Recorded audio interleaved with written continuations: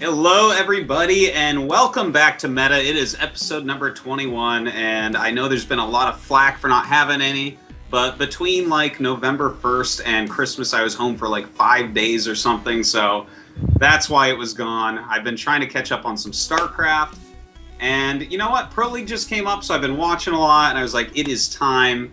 I'm sorry about the weird time. I know it was posted on TL that it'd be a half hour later, but Proleague starts earlier now, and I don't know. I'm bad at guessing how long matches are going to take. So anyways, let me introduce my three wonderful guests here. I've had them on the show before. Harstem, how are you doing? I'm doing wonderful. Thank you, Artosis. That's good. I'm glad. And then Morrow, I've been trying to get you on the show for so long, and finally here you are, and you're the perfect person to have on this episode because I want to talk about Protoss. How are you doing? Oh, well, I'm doing just fine. That's good. Hello. And of course, Kane, not a European fully, a Canadian who's kind of like the Europeans of North America, but he's over in Europe right now. How are you doing, Kane? I'm doing pretty good, thanks. That's good. I'm glad that you guys could all join me. It's a miracle that I got you all on in such short notice, and one of each race. The fates smiled happily upon me. I'm very happy about this. So thanks for coming, guys. All right. Let's start talking about stuff. We have two things that I kind of want to go over tonight. It's going to be a little bit shorter show, I think, than normal. I want to go for about an hour tonight. It's already pretty late. I'm getting old. I need to sleep. But let's talk about two things. David Kim was talking about the balance of the game. And since Morrow's on, I think that's going to be a lot of fun. And also, Pro League has been going on, obviously. We've all been watching Pro League a lot. It's been getting really great stream views.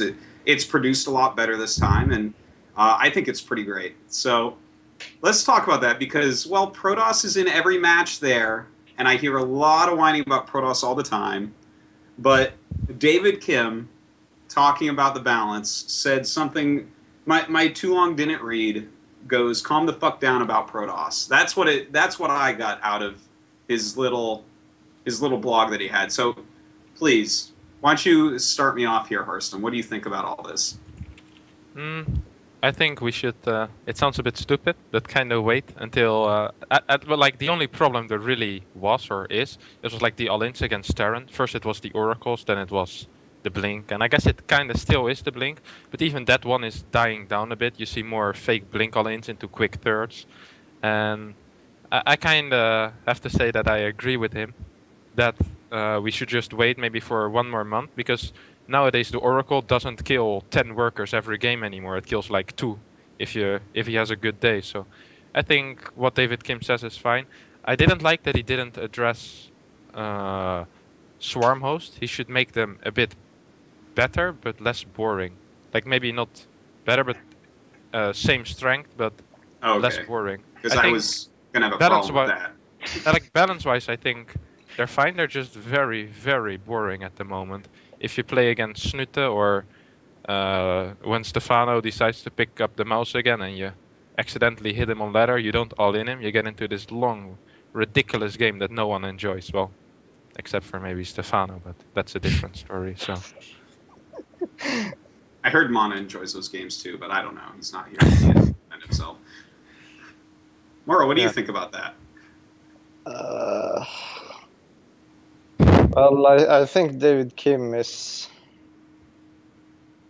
I don't know, like Terran has been winning for the last few days or something in Pro League, but Protoss has been winning a lot for the last few months with Blinkstalkers and Oracles and all that shit. I mean, he did mention some stats from Pro League. At the time he wrote the blog, Protoss was 11-24 against non-Protoss races. During Pro League? Yeah. At the time of the writing of that blog, that's what he said in there. I didn't keep track, but... Yeah, but those are like only a few days. Those Pro League games. Like Pro League just started. And then all the Protoss lost. But before that, all Protoss has been winning like the last few tournaments and has been winning against me on the ladder. which is much more relevant. Yeah, I think that's the main issue here. The ladder points. Okay, talk about that. That's the issue. So that, I mean, do you have any, like, I want to hear your argument here about Protoss, because we were actually chatting a little bit during the game, and you were getting pretty angry when Hero cast two Nexus cannons against Flash. Oh yes, he was gonna do blink all in, but then he got scouted, so he went for a quick third, and then Flash scouted it immediately, and went on to attack, and they forced out the Nexus cannon. Like that was all expected. I was just joking around. Like I didn't expect Flash to just go and win the game outright like that. Well, okay. Not as strong of opinions as I was thinking from you. I'll come back to you in a second here. Kane, what do you have to say about what Harstem was saying about swarm hosts? Because I think you wanted to jump in there for a second. Yeah, I don't know. I agree with him in that they're pretty boring to watch sometimes. Personally, I find them fun to play and watch, but I'm kind of an outlier in that respect. But for, I think, the majority of the community, I think they're fairly boring, so I think something does need to be done to kind of aid that and make it a little more interesting to watch.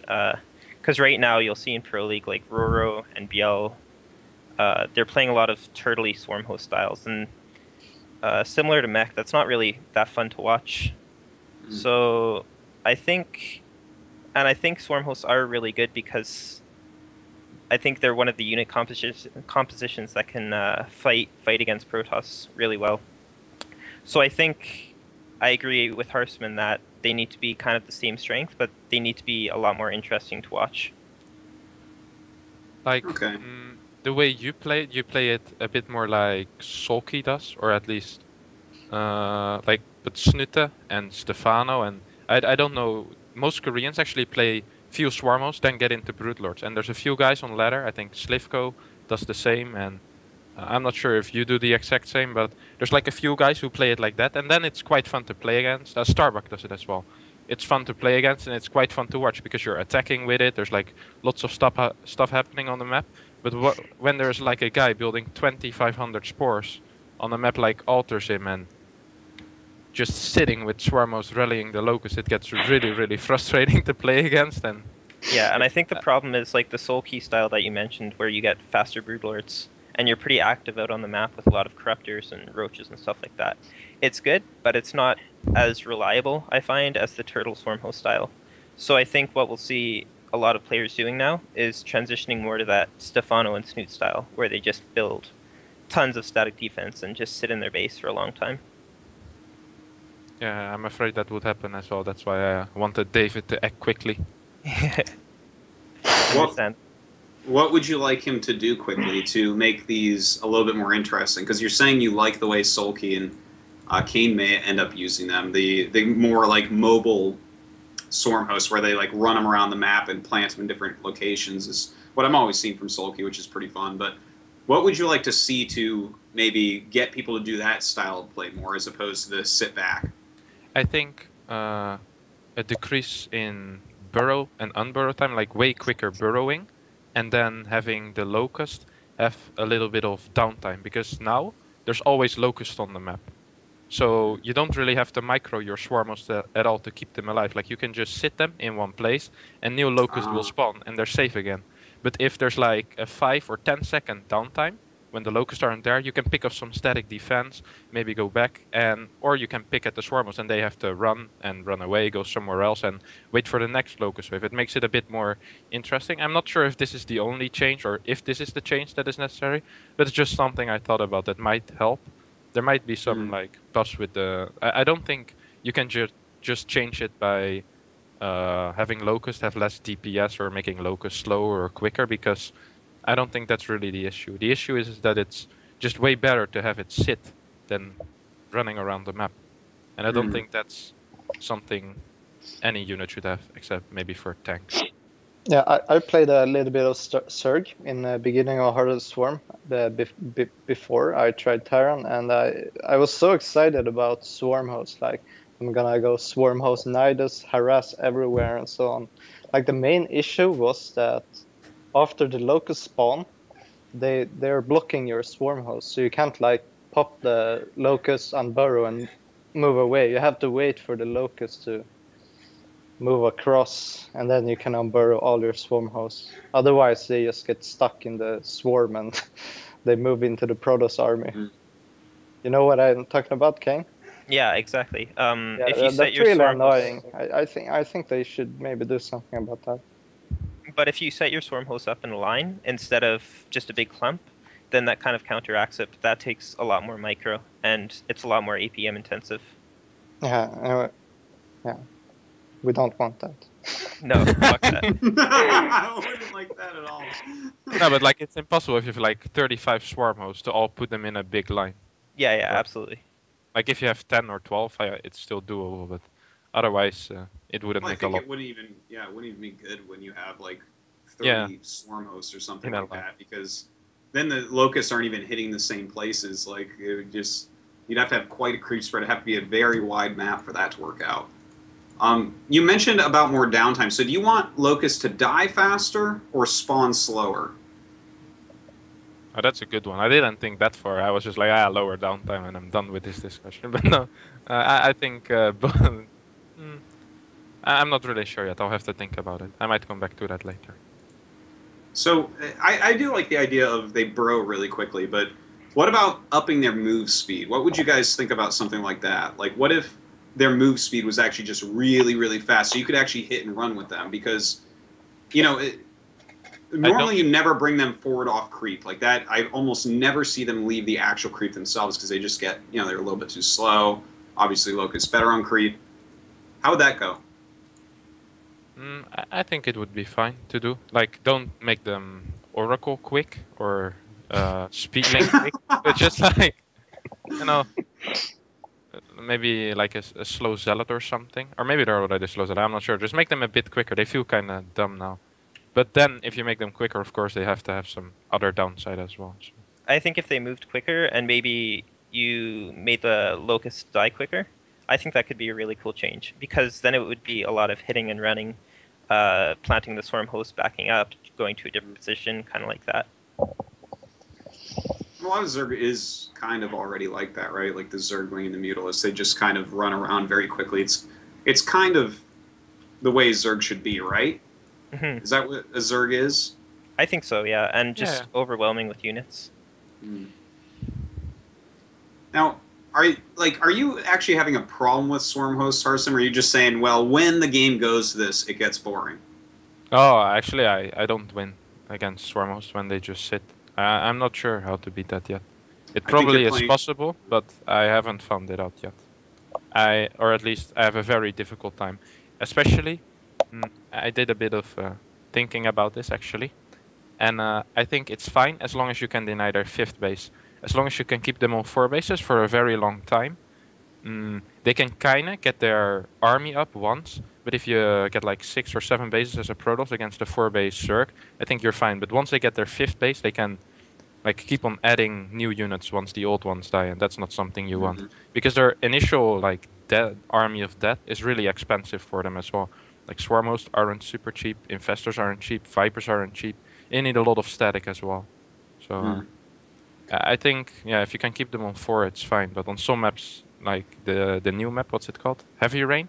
I think it's almost impossible to beat swarm hosts if they stabilize. So are swarm hosts your #1 problem against Zerg? Because I know a lot of Protosses are very frustrated with Mutalisks, myself included. I think it depends how you open. If you open up with non-Stargate, then of course Miras are gonna be quite the issue. But I think if you open up Phoenixes and then go into Blink or go into Archons, like some people go today I saw I can't remember even what map it was. It was Classic maybe. He went like Void Ray, Blink Stalker, like 1 or 2 Void Rays, then Blink Stalker. And I think already stuff like this is kind of good against Miras. So if you open just Robo like Blink Immortal, then you're gonna die against Mura most of the time, unless you hit a very sharp timing. Okay, fair enough. So I guess you're a Stargate opener type of guy, which is why you might be more frustrated with the Swarm hosts. Yeah, I can play both. Of course, it's important to do both, but I've been going more to Stargate lately because of the very strong mutas. Yeah. What do you think on that, Kane? Mutas or Swarm host? Yeah, well, I think those are definitely the most two consistent ways to play PvZ right now, or ZVP, I should say. I think both styles can work, and I think both styles are really good. Like Harstem was saying, if you open Stargate, it's a lot harder to go mutas, but you'll see players like Scarlet still open Muta Corruptor a lot of the time. In Pro League, obviously, a lot of the players are favoring Swarm Host right now, but I think Harstem is really right in saying that if you don't open up Stargate, you're going to have a lot of trouble versus a good Muta player. So, really, the only trouble I have ZVP right now is pretty much all-ins, because all-ins and Stargate openers into macro, because if they do open Stargate and they're a solid macro player, then you can't go mutas, and it's even hard to go Swarm Host sometimes if they're active with their Phoenix and deny scouting really well. So I think those are the most definitely solid strategies, but I think all-ins are pretty good in PvC as well. I think every Zerg agrees with that. Yeah, especially with the Mothership Core now, with the Time Warp and the you can't really counterattack very well with the Nexus Cannon and stuff like that. Yeah, it's great. Yeah, I know. It's finally becoming more fair. I actually want to jump over to something else real quick. Just TVZ, because I haven't been able to do an episode of Meta in a while now. And there were those little changes to TVZ, like the tanks getting buffed, and they were trying to force more tanks in. And, I was watching Pro League a lot, and I feel like it's always Protoss players, but, I did catch a couple TVZs, although quite a few of them were stupid shit like bunker rushes. So I'm not exactly... What do you guys think about TVZ right at this moment? I think TVC is very, very balanced right now. But the tank change didn't really do much. I don't feel like the tanks are better at all.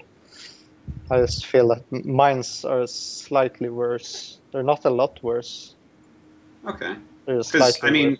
Statistically, tanks got quite a buff. Like, if you look at it percentage-wise, it seemed like that was going to make a difference. But you don't feel it, Kane? Do you feel it? A little bit. I think Swarm Hosts are a little bit worse, obviously, versus Mech now. But for the most part, I think it's about... I don't want to jump the gun here, but I think it's pretty much the same. Okay. So TVZ is just still a very good matchup? You would agree with that, Kane? It depends what style they play. I think versus Bio, it's still really entertaining and fun to watch, and I think even a bit more balanced now.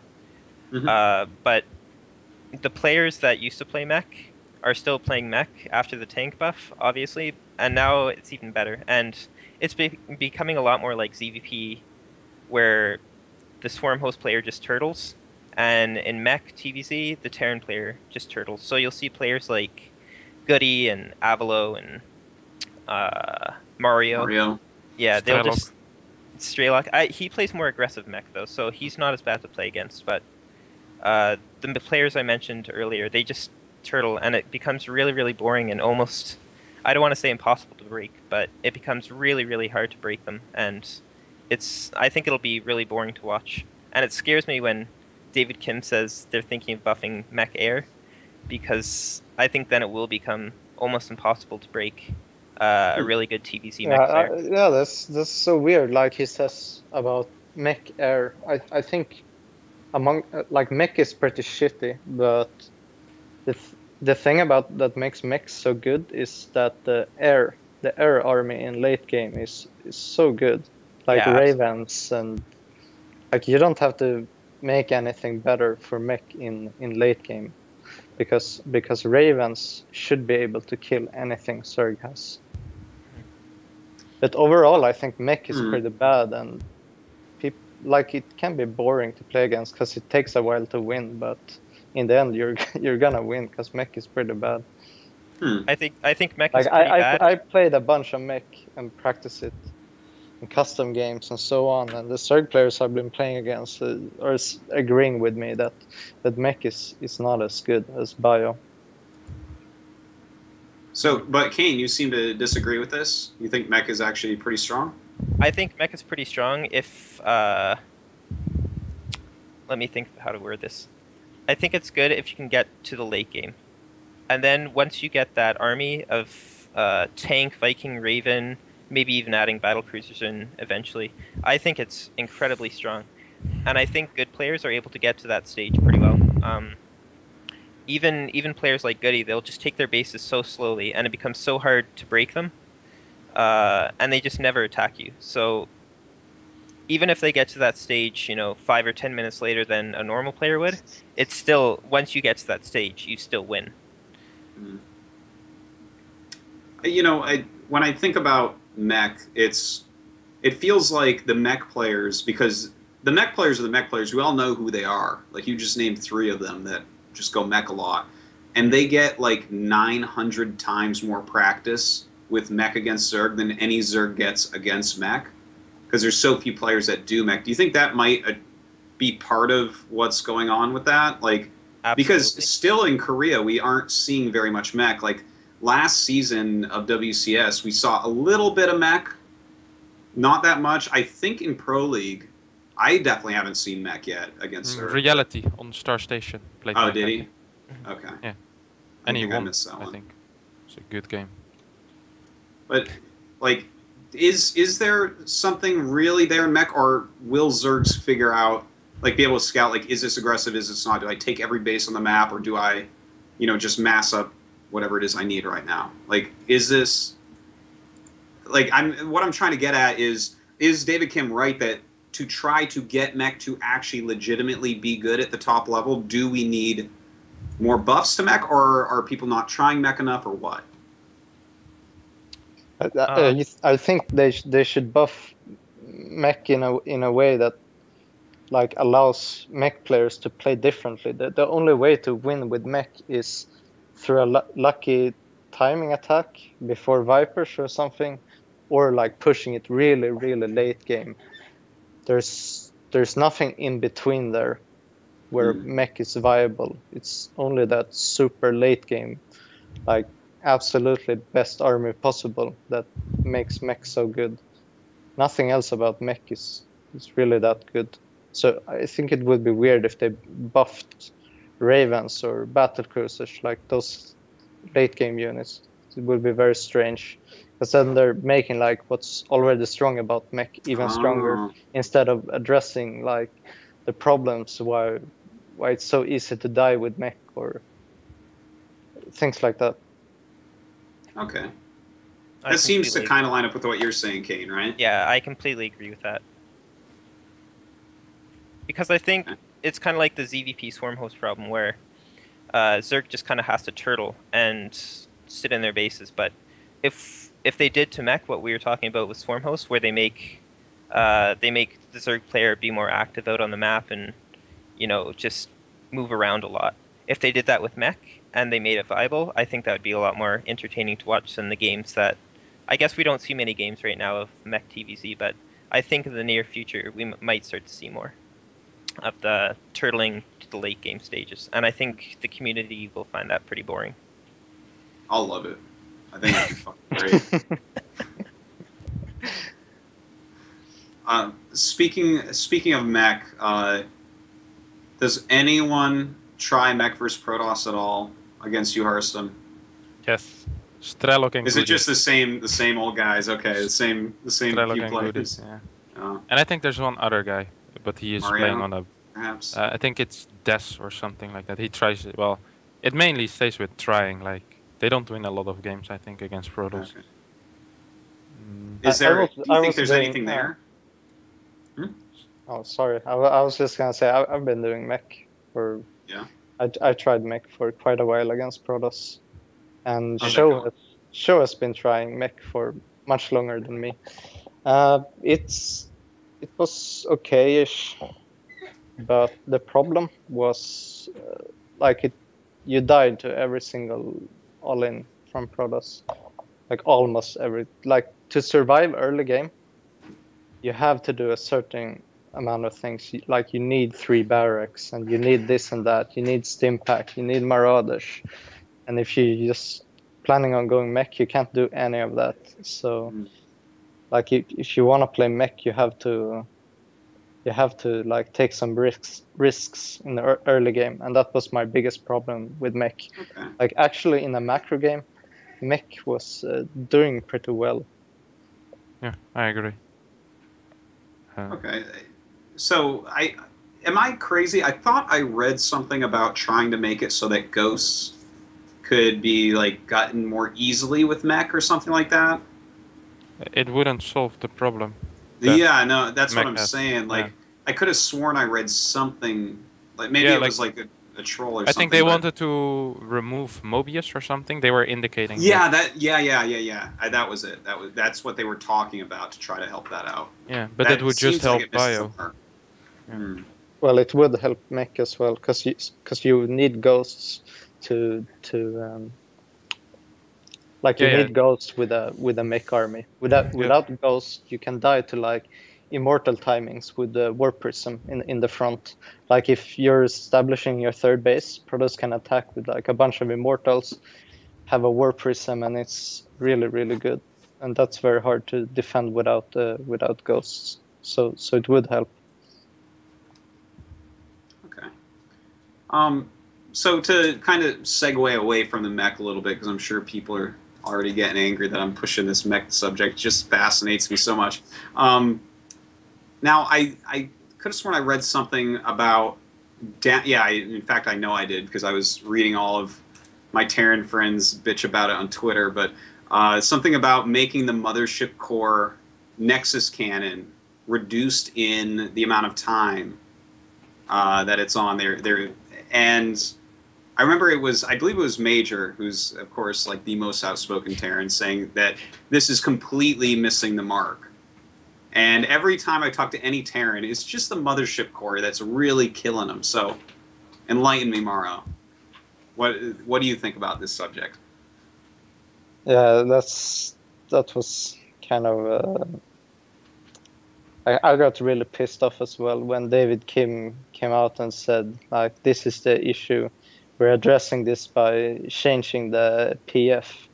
And meanwhile, like, every single Terran is probably dying to all-ins. I don't know why they're whining on Planetary Nexus so much. Like, that's...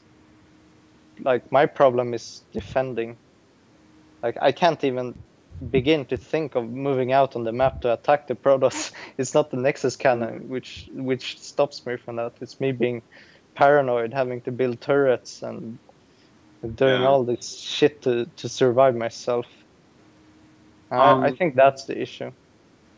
Well, let's talk about the opener builds for a second then, because Flash right now is going like opening Reactor into 2 Reapers basically every time I see him play, which I think is for certain because he wants to know what's coming so that he can defend correctly. And in fact, that's really what won him his game today against Hero, where he scouted the Quick Twilight and saw he was going for blank and then knew enough to check that third right afterwards. So, I mean, are you opening with builds like this? Like, do you think that this is a reasonable thing to be doing as a Terran, to open up Double Reaper every game and try to make sure you're not getting all in? That's what I used to do, like maybe 9 months ago. I used to do this Double Reaper, and then eventually people figured out that you should be doing 1 Reaper and then Reactor. That was just a better build. But I guess like Flash comes out of nowhere here and starts doing Double Reaper again, and I'm not quite sure what's up with that. There's that I don't feel that build is that much safer, because and also like Proxygate can kill that so easy. Well, But you're I like mean, building a reactor, and when the reactor is halfway done, there's a zealot in your mineral line. Something are like proxy gates actually an issue right now? this. Yes. Are you sure? Yes, I'm 100% sure. Okay. How much Harstem, do you are play? you proxy gating often? I mean, I don't think I've seen that many proxy gates, to be perfectly honest. You can go Proxygate, make Zealot, and then Stalker and the Mothership Core. And you can also do 2 gate inside Terran's main base, and you'll actually have too many Zealots. for one Reaper to deal with. Yeah, but Now imagine that with 0 Reapers and having a reactor. yeah, but that's just like scouting. It's like you can't like, Like- I had 2 gates in my main base. Like Yeah, Right, well, but how Protoss, do you if know, I have this- 2 gates how do in you a scout Zerg's main that? base How do you scout that? with this Like you- SCV, like you literally. the SCV, or you you put a scout your depot down main there if base? you don't. Main Oh, base we with have. Did you see the cheese that was done against SOS yesterday? With the bunker and the barracks? Oh yeah, yeah. Like, Yeah. if you don't scout that, you die as well. It's the same with 2 gate. We just have to like go with he died because he pulled all his probes. Instead of mining up to 100 gas and making a mothership core, He only had one I pile on think there you could though. improvise the defense. I think you can improvise defending. Well, However, I mean- it's like annoying. You're telling me I have to scout my main base every single game, Yeah. and that I have to 15 scout Protoss to see a 10 gate to know if I can make a CC or a second supply depot. And then I have to count the pylons. I have to see how much gas he collected. And I have to do like all this crazy shit just to early expand in TVP. And I think it's like a little bit too much. Well, I mean, is it that much more than what Brood War was for Terran? Like, you gotta check for every fucking thing, man. I think Protoss every game in PvP has to scout their whole main base. I mean, that's otherwise you just sometimes die. You're just like, oh, okay. Yeah, but that's a mirror matchup. Both players have to do that. Yeah, but I mean, from what we saw last night with that proxy racks, the racks in the main base with that bunker, maybe he can improvise a defense. I mean, but he absolutely he should can. have scouted it. Otherwise, you would have seen that build a ton of times being used. I heard that maybe Ruff it's does in, it every Ruff does it every game. But Maybe. Nah, Should go. I mean, how many minerals do you lose by sending an SCV? Just let's take Belshir, like the most played map ever. How many minerals do you lose to just check that bottom right little piece of your base? The only thing you can't see from basically your main cluster 10. buildings. 10 max. 10 minerals. Maybe if you go back from your supply depot, you lose 5. I You mean, just spread- You can lose practically 0, but I was just talking about and saying that is something that can kill the reactor build that Flash is doing. You were like asking me about that build, and I was pointing Yeah, out but- the weakness of it. That's like saying that. Wait, now I need to have a good analogy. Wait a second. Right. But like, if you're doing something in PvP, you have a quick build where you go 3 gas, like 3 guys in each gas, and then you die to a 2 gate because you didn't scout your main base. Then you didn't die because you were doing the 3 guys in gas build, but just because you didn't scout your main base. Like, it has nothing to do with the build that you're not stopping the proxy 2 gate. mm. You know what I'm saying? I don't know your point. Like, What's your opener has nothing to do with you not scouting your main base. If you just scout your main base, you'll always beat the proxy 2 gate. Like, regardless of your build order. I was just saying if you open that build, you have to be careful about proxy 2 gate. I'm not saying it's an auto win or anything. Like, of course, if you scout your main base, you'll win the game outright. Mm. Yeah. Well, okay. So to get away from the scouting the main base with Terran and losing 5 minerals to stop these builds, is going for because the thing that you mentioned that really kills off the going for this the 2 Reaper is like a proxy gate. Okay, we can give you that for sure. But let's say that proxy gate doesn't exist, or you're scouting for it and losing those few extra minerals.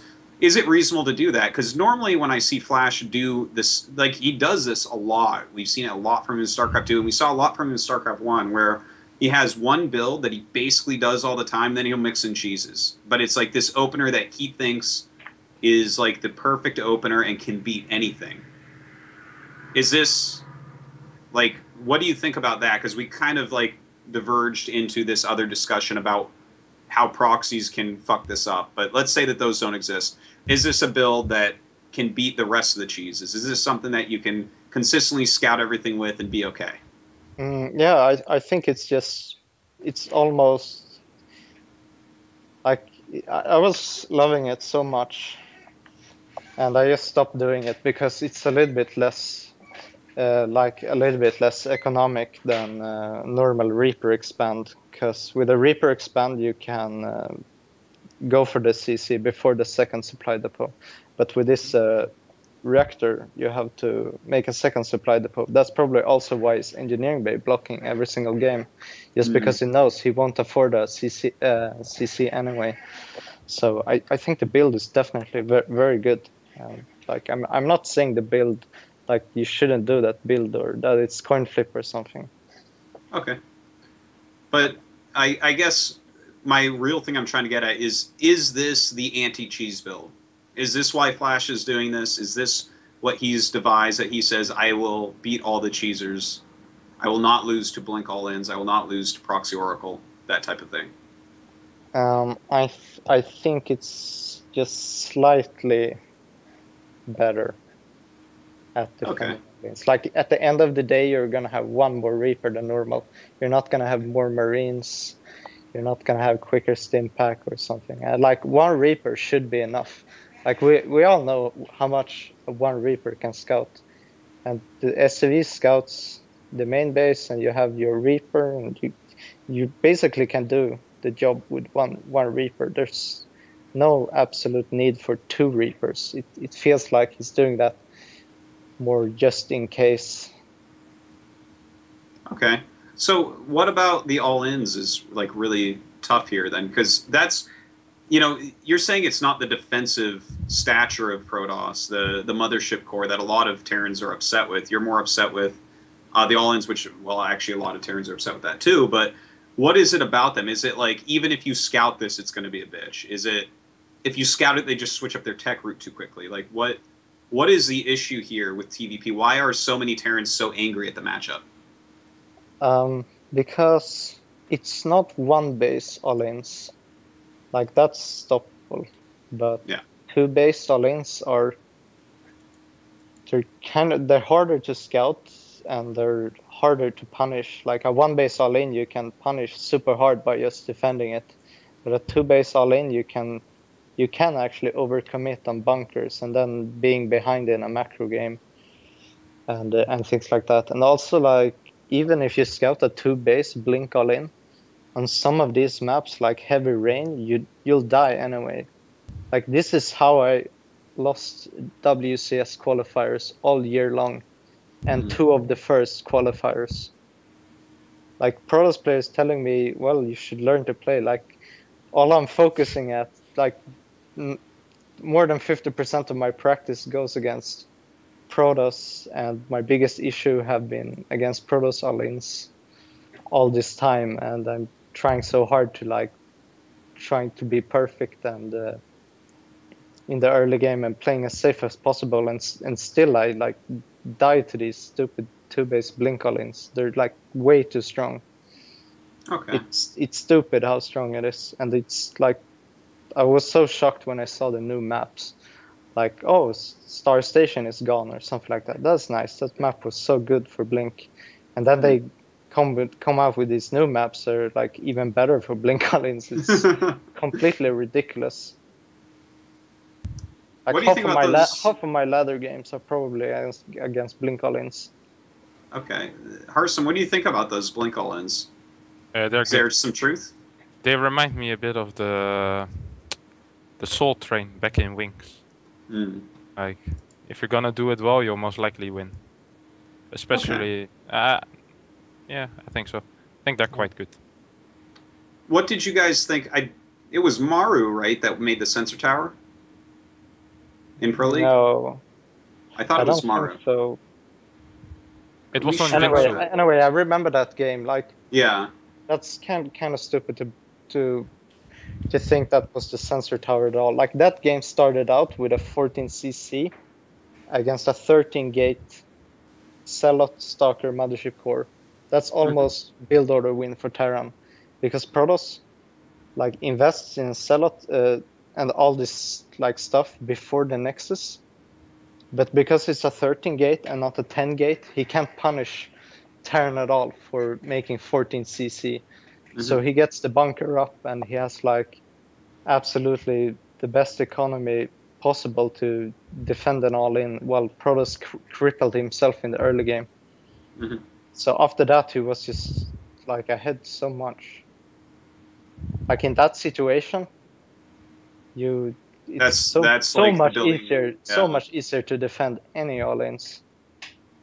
So you would say that's not something that people that upset Terrans about this should try to fit into their play. That's not something that's generally going to help. It's going to generally be too expensive to get in time for just regular builders hitting each other. No, I don't understand.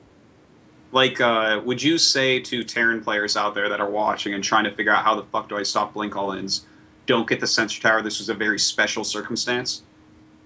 Oh, I have no clue about the sensor tower because I haven't even tried it myself, so I shouldn't give a strong opinion on it. I was just saying that the openings made Terran be so ahead. Like he could afford 2 sensor towers. Yeah. He could do, and he could have a 3rd CC maybe and defend that. What do you think, Harstem? Is that something that you would fear doing a blink all-in, or is it too slow? Nah, I wouldn't fear it. I think the only thing I really fear is if they have like bio and then 2 tanks.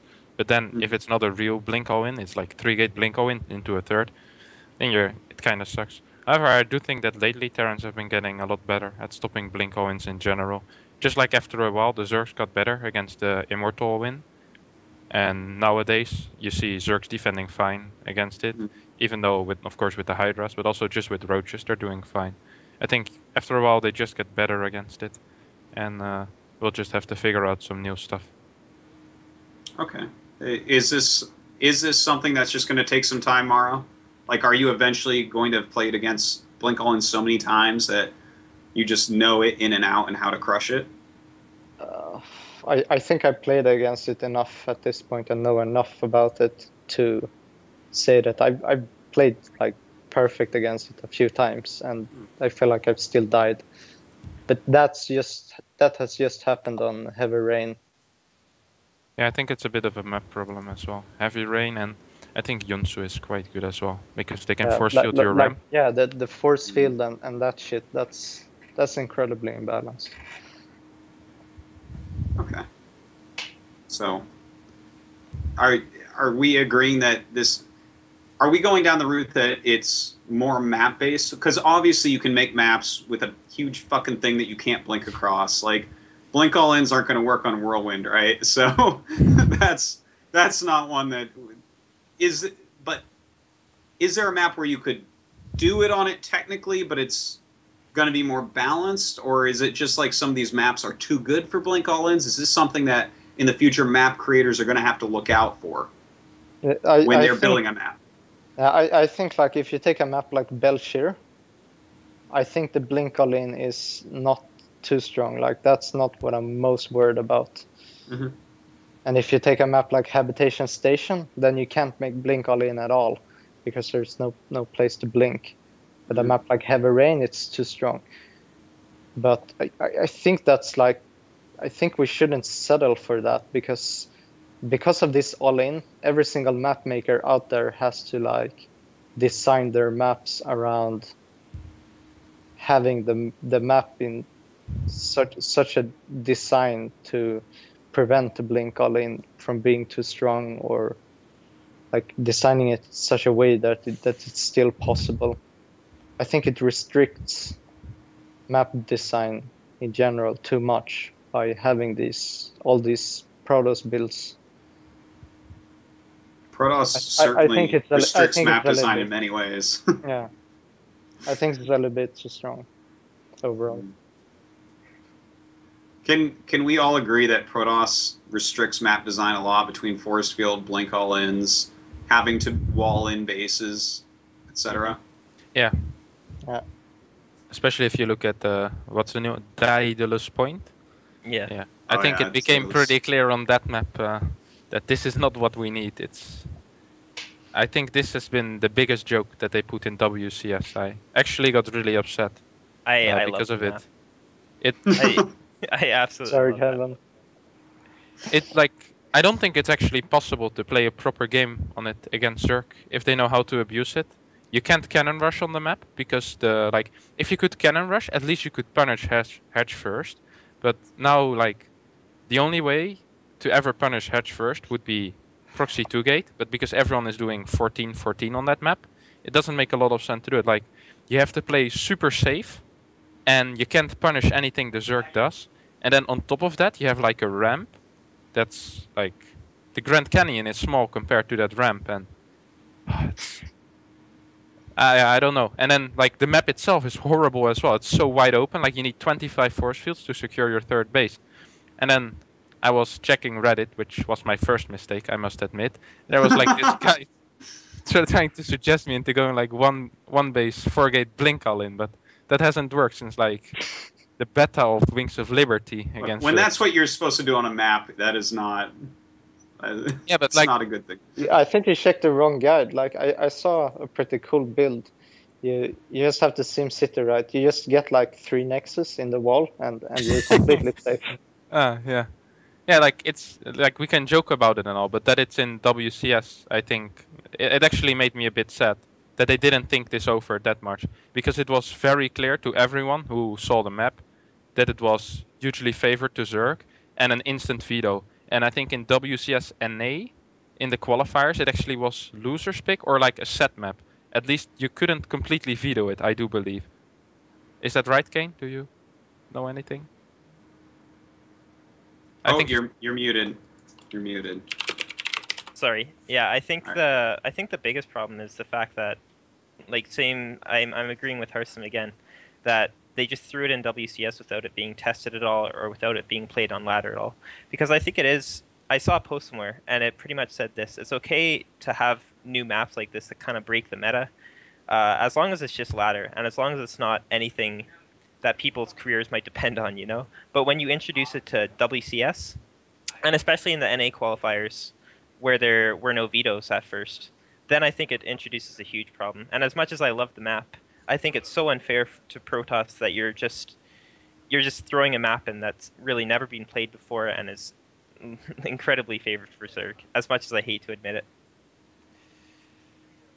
So that map obviously going to be the first veto in PvZ every time. How is it in Terran vs. Zerg? It's my first veto as well. Yeah, it's same thing. I It's have hard never to wall tried off. that map. Yeah. Like, you can just counterattack all day because it's hard for them to wall off. Roach Bane busts are pretty good. Baneling busts are pretty good. The map is so wide open that it's hard to go. It's hard not to get a good flank for Zerg or get a good surround or anything like that. So I think it's just as, maybe not as favored in ZVT as it is in ZVP, but it's still quite Zerg favored, I feel. Yeah. So if that is the automatic veto in those two, what is the PvT like on that map exactly? Never tried it. Never tried it. You just have it thumbs down. It's a nightmare. I promise. Maybe I should play it a bit more then. I don't know. Well, you're gonna Why hit all couldn't- Zergs, I'm sure. Yes, I heard so- my rant about Blink Stalkers, and we talk about Daedalus Point. Can you imagine that shit on that map? Well, like, it's quite far running to the main base, isn't it? And you have to go through the minerals. So you have to... What? It's quite far running to get anywhere. Like, where do you build your bunkers at all in your natural? Yeah, but I mean, a blink all-in is not... All-in This map does not look like a blink all-in map for me. I don't know. I don't know. I haven't tried the map. I think like with the minerals at the third, you would have to shift blink in, so you go like in 1 by 1. It's a bit slower. You can't really blink into the blinking in the main base isn't really a threat. It would be very predictable. You could see it coming like from quite a while, and then you have the bunker. I don't know. I guess if you have a lot of trouble against blink all in general, it's not a nice map. And I do agree that the front, it's very hard to place bunkers. So it might not be very good for Terran against Protoss.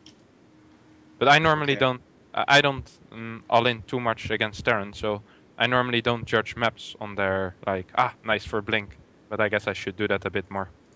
Thank you, Morrow. Yeah, but like in a macro game, it looks good for Terran to give you that. Like if I get into a macro game, it looks really nice as a TVP map because it looks pretty hard for Protoss to defend anything in that map. Sounds like a map that you probably just won't end up practicing much anyways, and probably just veto 24/7 though because of the inefficiencies of practicing on ladder because you're already going to thumbs it down against Zerg, which kind of makes me think that we're not going to see much of it. Now, Kane, what are your thumbs down maps for WCS? You're muted again. Muted again. Sorry, the Koreans are talking in the background, so I have to mute it every time. But yeah, my only veto for WCS is Alterson. Okay. I find like Yansu is kind of hard in both CVT and CVP, but it's definitely playable. But I think Alterson, to be honest, I've never really played the map, but I've heard that it's really imbalanced for PVC. And TVC, I don't want to deal with all the drops.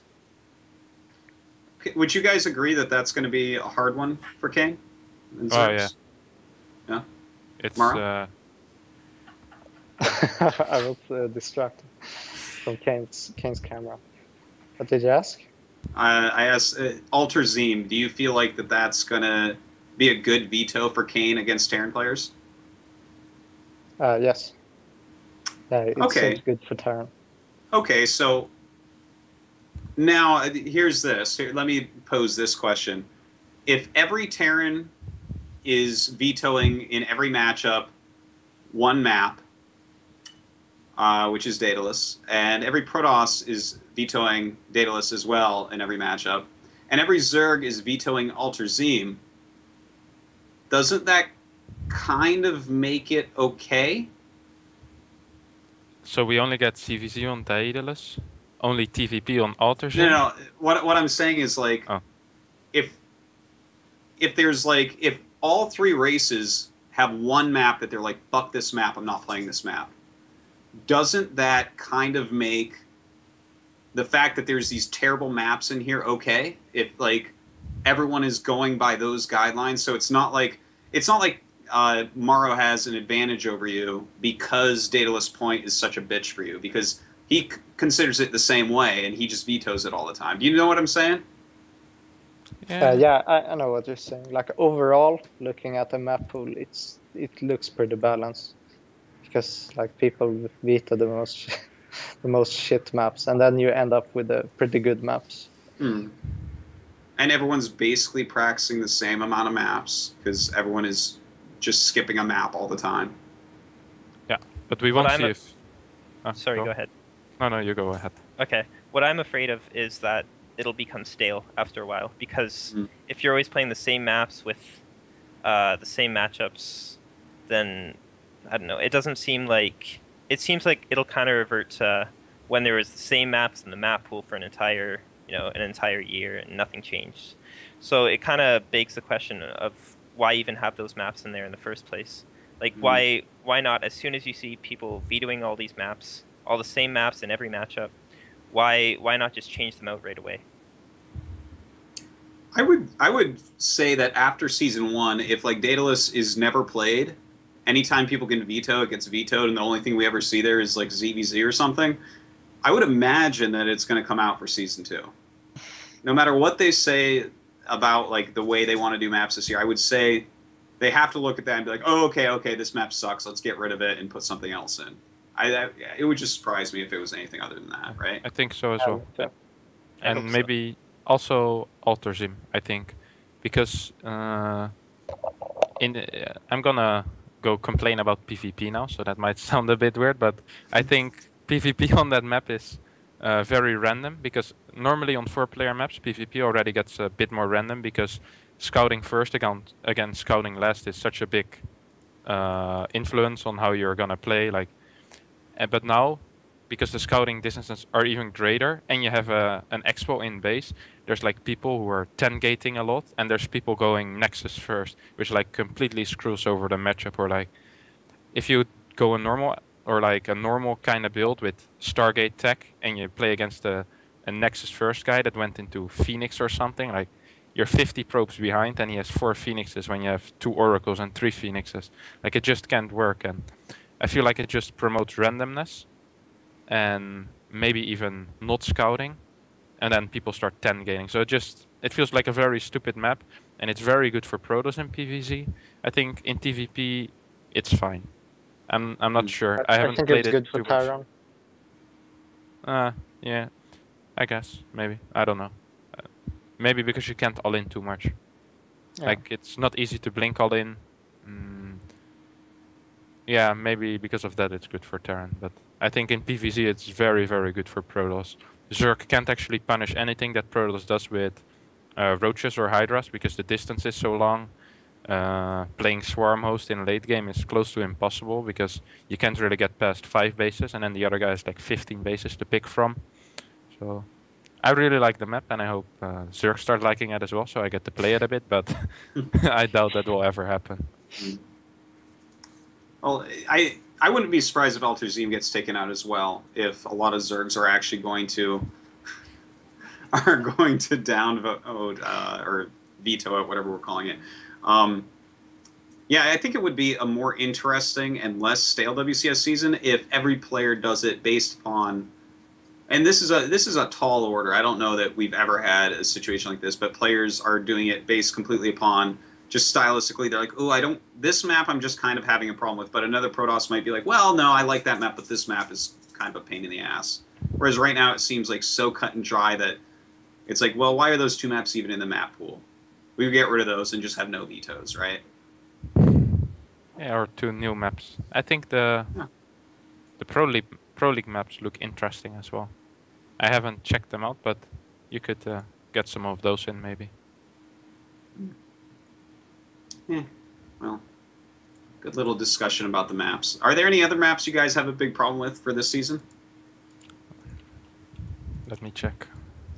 Like I said, I think Yansu is a bit hard for Zerg in both actually all matchups, because in ZVZ it's pretty hard to scout because your Overlord can't get there in time, even if they go hatch first. Like it can't scout the main base, I mean. And ZVP and ZVZ, your third is quite hard to take. Well, it depends which third you take, because if you take the one on the same floor as your main, how do I mean to say, the one not by the rocks. Yeah, the one with the yeah. Then that one, I don't know. It just seems hard to take, and they can pressure it, and especially if they go Hellion Banshee or something like that. Yeah. Then it seems really hard for Zerg. That was definitely a pain for Zerg last year. So. Oh yeah, I don't like Polar Knight, but. Oh yeah, I fucking hate that map. A stupid map. Do you not like Polar Knight in PvZ? Sorry? Is it PvZ that you have troubles with in Polar Knight? Both matchups. PvT, like I think for Blink All In it's good again on that map, but I think macro against Terran, there's like so much dead space everywhere, and they can even drop behind your natural mineral line. Then you have to walk all the way. Like you can't really play Charge Lot, Arc and Storm properly on that map, and even Blink Colossi, it's so far away from your third base. So I think PvT macro is the hardest on that map. Against Zerg, like it's obviously not very good, but it's only like the mid game pushes that are real trouble. I think in late game it's a nice map to play against Zerg, and actually quite fun. One of the maps that if you play against Swarm Host, even against the Turtle style, you can get it quite exciting with lots of stuff happening on the map because they need to cover such a big area. Oh. Would you rate this year's map pool better or worse than last year's? Was Daybreak in last year's? No.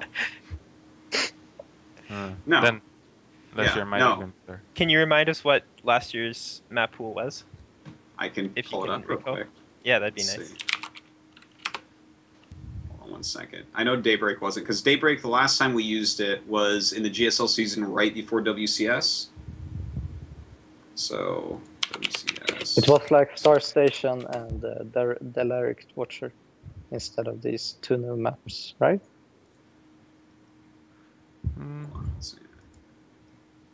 Yeah, Derelict Watcher was fun. I'm bad at Wikipedia. Hold on. I'm like trying to find this so hard. Oh yes, and Whirlwind. So those were the 3 maps that got yeah. taken out. And I think last season was better then. yep, me too. Like Whirlwind was a really nice map in all matchups, except for maybe PvP. But PvT and PvZ it always was a lot of fun. Except if you were playing against Happy, but then again. What did Happy do? He sat on 4 bases with planetaries. That wasn't fun at all. He does that in CVT as well. Yeah, like he does it on every map, so I don't think it's really a map complaint, whereas a Yeah. Happy complaint. Yeah. Yeah, I think last season's map pool was a bit better, but I still like the fact that they're trying new stuff. I just wish they didn't put it in WCS right away. Yeah, first on the ladder, check what's up, and then, Yeah, exactly. I think that's a really good way of doing it. Yeah, it is kind of weird that they don't try to rotate those in a little bit more beforehand, because a lot of their other decisions, it seems, are based off of ladder statistics. Like, we always see, for instance, David Kim posting, like, well, here are the stats that we have right now for these matchups.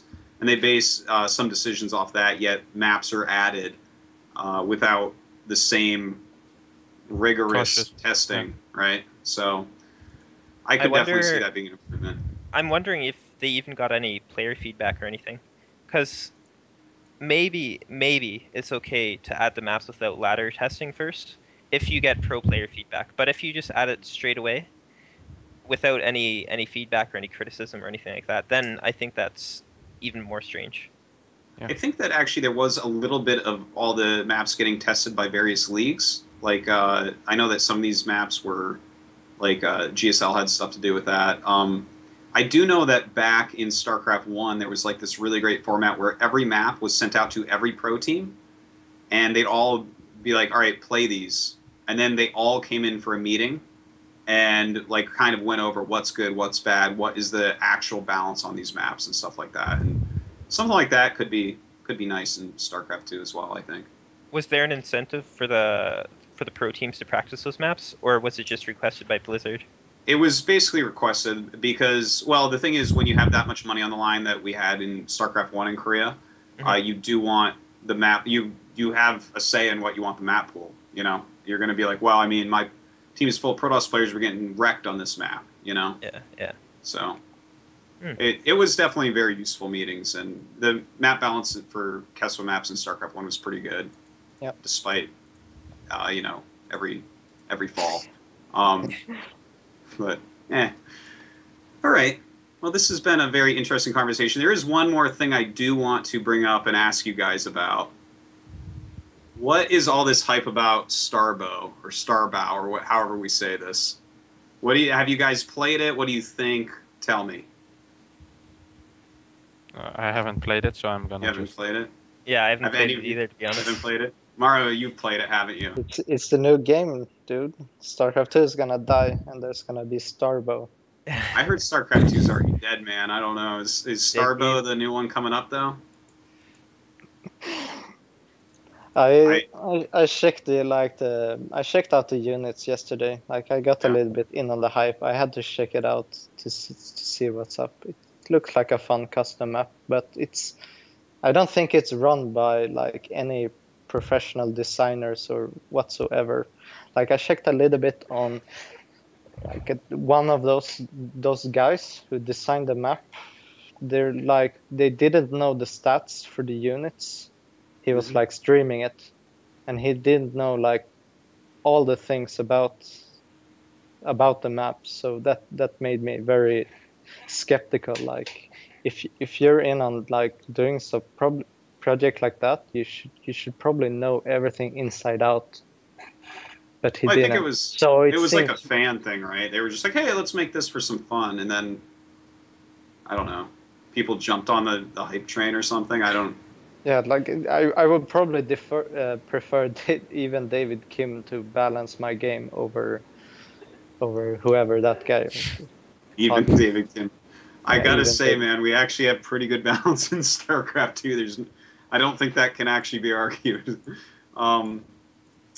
Okay, so no one really cares about the Starbow hype? Yeah, it's nice. It looks like a very fun map. That's very well polished. Mm-hmm. Yeah, people seem to enjoy it, so that's good.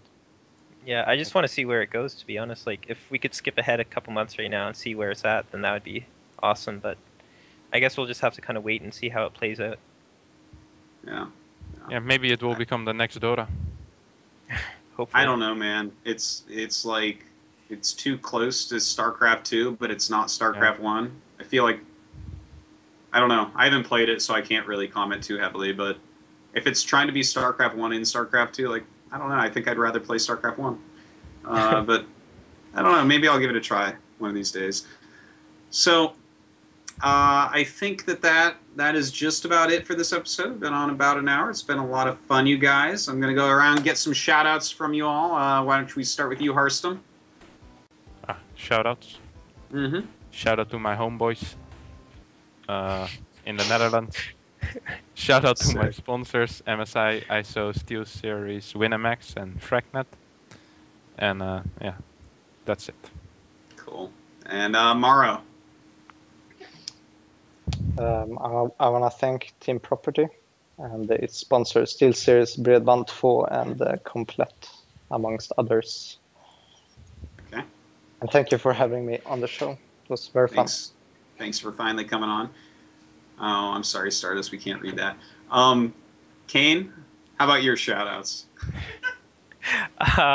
Yeah, so I'd like to thank our sponsors, MYI sponsors, Bison and Esports Clothing.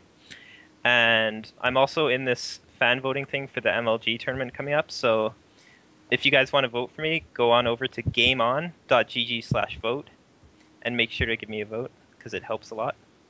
And yeah, shout out to you for having me on here. Thanks, Artosis. Thanks for coming, guys. Shout out to you guys for coming on very short notice. And of course, Simpatico for getting up and starting the show early. Sorry about the weird time issue. We planned this like last week, and they changed the Pro League start time, and the match was quick, and just it fucking everything went to hell. I'll try to get it better next week. So thanks to my sponsors as well, TD Esports, iBuyPower, and thanks for watching, guys. We'll see you next time.